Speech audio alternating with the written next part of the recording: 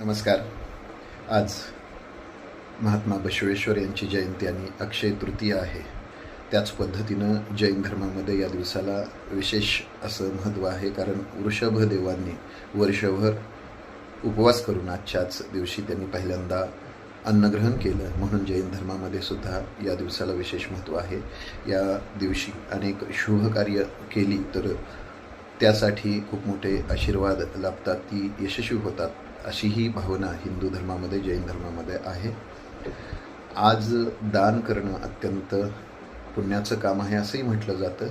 इथे आपण जर आज काही लोकांसाठी जे वंचित आहेत, ज्यांना काही बाबी मिळत नाहीत, त्यासाठी अन्नदान केलं किंवा आणखीन काही बाबतीची मदत केली तर निश्चित हे अत्यंत चांगलं कार्य असणार आहे.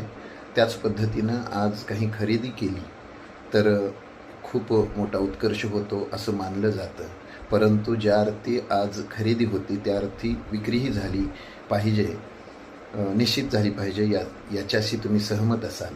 मग जे विक्री करणारे लोक आहेत आजच्या दिवशी, त्यांचं व्यावहारिक अर्थाने जर त्यांच्या संदर्भानं विचार केला तर त्यांची भरभराट ही खूप मोठी असते. त्या अर्थी याच्या अगोदर खूप काही खरेदी करून मिळवून त्याची आजच्या दिवशी विक्री करणं हे सुद्धा तेवढंच उत्कर्षाचं आणि यशस्वीपणाचं लक्षण आहे, असाही आपण अर्थ यातून काढू शकतो. त्या दृष्टीनेही व्यावहारिक तुम्ही अर्थ काढून त्यानुसार वर्तन केलं पाहिजे, याचाही मी तुम्हाला सल्ला देतो आहे. त्याच पद्धतीनं आज विशेष बोलायचं म्हणजे महात्मा बसवेश्वर ज्यांनी समतेसाठी, मग त्या स्त्रियांना समान दर्जा असो, इतर समाजातील ज्यांना वंचित ठेवलं गेलं, ज्यांना दुय्यम वागणूक दिली गेली, त्या सर्व घटकांना बरोबर घ्यावं, समाजामध्ये लोकशाही नांदावी म्हणून आणि श्रमाची प्रतिष्ठा वाढावी म्हणून महात्मा बसवेश्वरांनी जीवनभर सातत्यानं प्रयत्न केले. त्यासाठी त्यांच्यावरती दडपण आलं, त्यांना विरोध झाला, त्यांच्यावरती प्राणघातक अशा काही गोष्टीसुद्धा करण्याचा प्रयत्न झाला, असंही इतिहासातील काही नोंदीनुसार आपल्या समोर येतं. परंतु अनुभव मंटपम म्हणजे लोकशाहीचा एक तो सोहळाच होता. तिथे सर्वांना समान वर्तणूक आणि लोकशाहीतून काही निर्णय घेतले जायचे.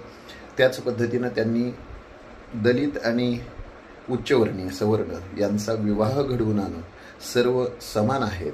आंतरजातीय विवाह पहिला जर कोणी केला असेल ऐतिहासिकदृष्ट्या तर बसवेश्वरांना त्याचं श्रेय जातं.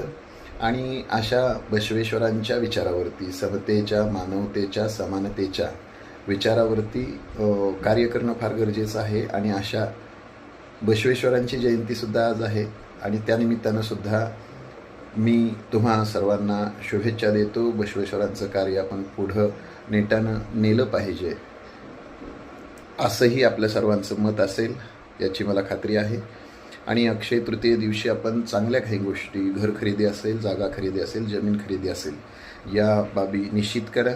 आणि व्यावहारिक अर्थानं सर्व प्रकारची गुंतवणूक करण्यासाठी प्रत्येक दिवस चांगलाच असतो, असाही नक्कीच विचार तुमच्या मनामध्ये येत असेल.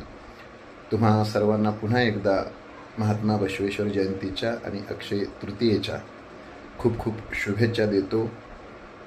तुमचं संपूर्ण आयुष्यच सुखाचं, समाधानाचं आणि आनंदाचं जावो. जुन्या काळातील ज्या प्रथा आहेत त्यांचा विवेकानं विचार करणं गरजेचं आहे आणि त्यानुसार वर्तन करणं व्यवहार्य ठरेल, या मताशीही तुम्ही सहमत असाल. आणि तसंच आपण वर्तन करूया आणि अधिक सुखी समाधानी होऊयात, याबरोबरच तुम्हा सर्वांची रजा घेतोय. धन्यवाद.